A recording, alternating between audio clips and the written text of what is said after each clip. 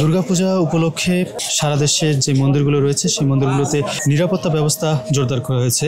এই মুহূর্তে দেখতে পাচ্ছি ঢাকেশ্বর মন্দিরে একটি বোম ডিসপোজাল রোবট, যেটি কোনো ধরনের অপ্রীতিকর ঘটনা ঘটলে বা কোথাও যদি কোনো বোমের মাধ্যমে কোনো নাশকতা করা হয় তাহলে সেটি বোম ডিসপোজাল ইউনিট এই রোবটের মাধ্যমে সেই রোবটকে তাৎক্ষণিকভাবে ধ্বংস করে দিতে পারে, অথবা যেই স্থানে রাখা হয়েছে সেই স্থান থেকে এই রোবটটি গিয়ে যে বোমটি নিয়ে আসতে পারে। এই অত্যাধুনিক রোবটটির মাধ্যমে প্রায় 10 তলা পর্যন্ত উপরে কোনো স্থাপনায় যদি বোম রাখা হয় সেখান থেকে বোম নিয়ে আসা যায়। এই রোবটটিতে 8টি ক্যামেরা এবং অত্যাধুনিক সেন্সর রয়েছে।